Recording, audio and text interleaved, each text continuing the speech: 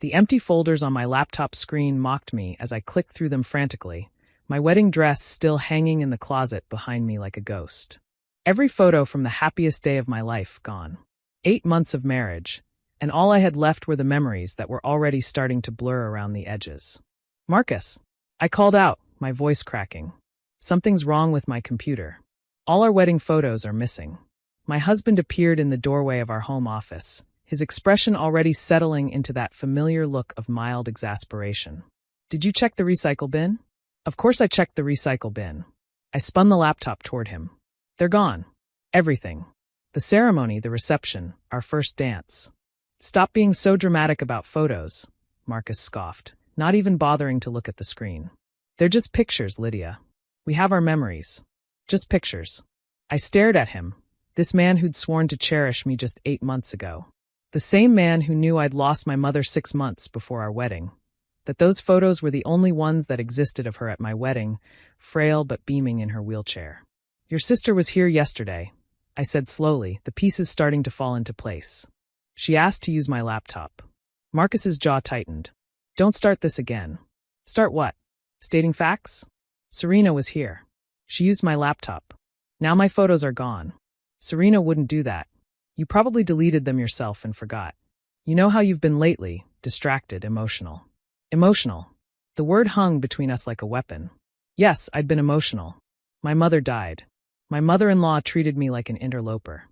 And my sister-in-law had made it her mission to remind me daily that Marcus could have done better. "I'm calling tech support," I said, reaching for my phone. Marcus shrugged.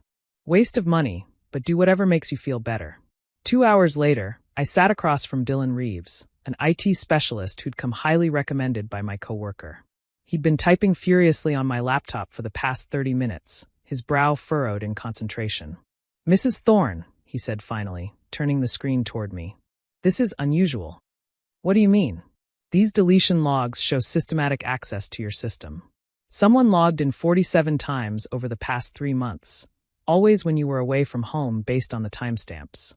My heart started racing. 47 times? And they weren't just deleting photos. Dylan pulled up another window. "They accessed your email, your banking apps, your medical records.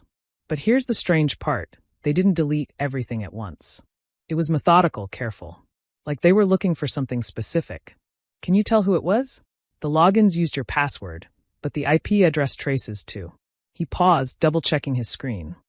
"Do you know anyone at 4829 Magnolia Drive?"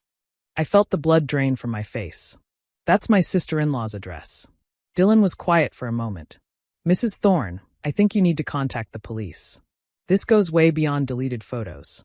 Detective Patricia Holbrook arrived within an hour, her presence filling our living room with an authority that made Marcus shift uncomfortably on the couch. She reviewed Dylan's findings with the intensity of someone who'd seen this pattern before. "Mr. Thorne," she said, fixing her steady gaze on my husband. "Were you aware your sister had access to your wife's passwords?" "I know. That's ridiculous. Lydia must have given them to her." "I never gave her my passwords," I said firmly. Detective Holbrook nodded, making notes. "Mr. Reeves, can you show me what else was accessed?" Dylan pulled up his documentation.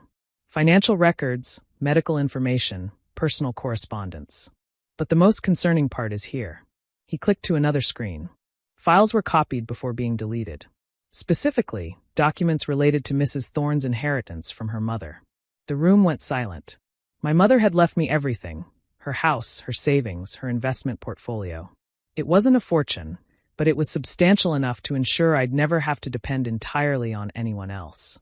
Serena had made snide comments about it at the funeral, wondering aloud why someone who married into the Thorne family needed an inheritance. "This isn't about photos," Detective Holbrook said, her voice cutting through the silence. "Look what else she deleted." She pointed to a folder Dylan had recovered. Legal documents. All dated after my mother's death, all concerning the transfer of assets. But there was more: emails to lawyers I'd never contacted, inquiries about power of attorney, documents with my signature that I'd never signed. "She was trying to steal my inheritance," I whispered. "She was trying to steal your identity," Detective Holbrook corrected.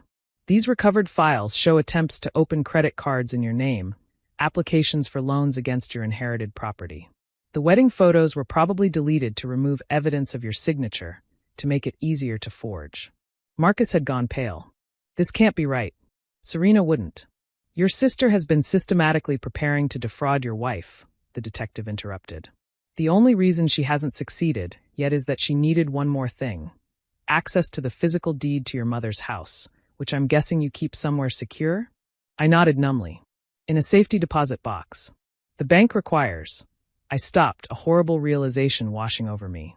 The bank requires 2 forms of ID. She was collecting my information to create fake identification. We need to bring her in for questioning, Detective Holbrook said, already reaching for her phone. Do you know where she might be right now? Marcus's phone buzzed. He looked at it, his face growing even paler. She's at the bank. She just texted asking if we could meet her there. Said she wants to apologize for yesterday and treat us to lunch. Detective Holbrook stood immediately. Which bank? First National, the branch on. Marcus's voice cracked. Oh God, that's where Lydia's safety deposit box is. The next 20 minutes were a blur. Detective Holbrook called for backup while we raced to the bank. I sat in the back of the police car, watching Marcus in the front seat, seeing the moment his blind loyalty to his sister finally shattered. We arrived to find Serena in the bank lobby, dressed professionally, a folder in her hands. She saw us through the glass doors, me, Marcus, and Detective Holbrook, and her carefully composed expression crumbled. Ma'am, I need you to step outside, Detective Holbrook said as we entered. I was just Marcus, tell them. I was just making a deposit. The bank manager approached nervously. Actually, Ms. Thorne was attempting to access a safety deposit box.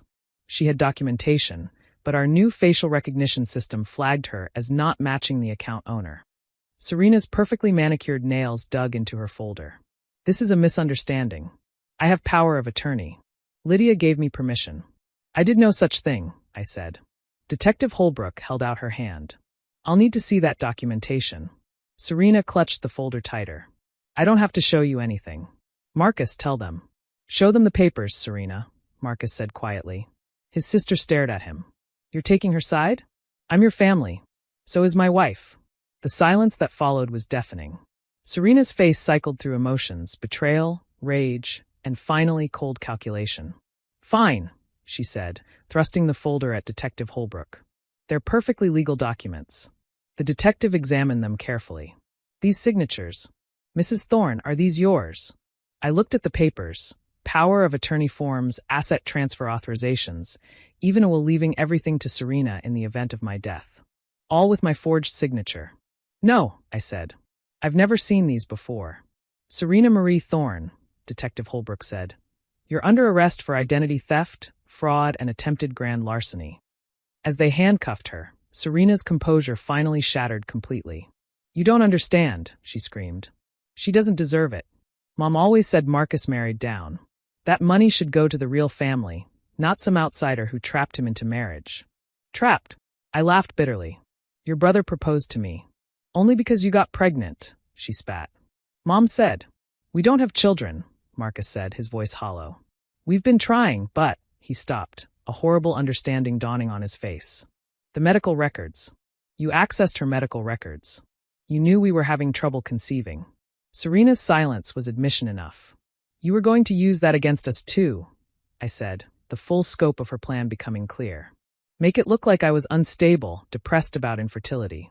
Maybe even suggest I was suicidal. That will you forged. You can't prove anything, Serena said, but her voice lacked conviction. Dylan stepped forward. Actually, I documented everything. Every login, every file accessed, every deletion. Digital forensics is quite precise. As the police led Serena away, she turned back one last time. Mom was right about you, she hissed at me. You'll never be good enough for this family. Your mother is in prison for tax evasion, I reminded her. Maybe being good enough for this family isn't something I should aspire to. Later that evening, Marcus and I sat in our living room, the weight of the day's revelations heavy between us. Dylan had managed to recover most of my wedding photos from the cloud backup Serena hadn't known about. They flickered across my laptop screen, moments of joy that now seemed to belong to different people. I'm sorry, Marcus said finally. I should have believed you. Should have seen what she was doing. Why didn't you? He was quiet for a long moment. Because believing you meant accepting that my family, the people who raised me, were capable of something monstrous. It was easier to think you were overreacting. And now I know that family isn't about blood. It's about who shows up, who supports you, who has your back. He reached for my hand. I failed that test. But if you'll let me, I'd like to spend the rest of my life making it up to you. I looked at our wedding photos, at my mother in her wheelchair, smiling despite her pain. She'd warned me about the thorns, gently, carefully. Just remember, sweetheart, she'd said. When someone shows you who they are, believe them. We need counseling, I said finally. Real counseling. Because your sister didn't do this alone. She felt empowered by your mother, enabled by your silence.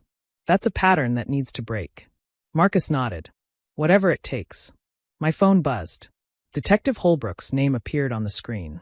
Mrs. Thorne? I wanted to update you. We've found more. Your sister-in-law had files on 3 other family members who married into the Thorne family. Your case is helping us build a pattern of systematic fraud spanning over a decade. The FBI is now involved. After I hung up, I turned to Marcus.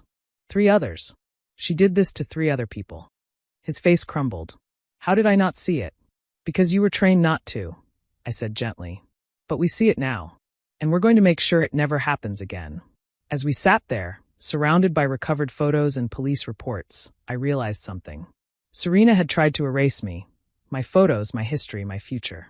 But in doing so, she'd revealed herself completely. Every deleted file, every forged document, every calculated cruelty was now evidence. She'd thought she was stealing my identity. Instead, she'd cemented my place in this family as the one who finally said enough. And that was a picture worth more than all the deleted photos in the world.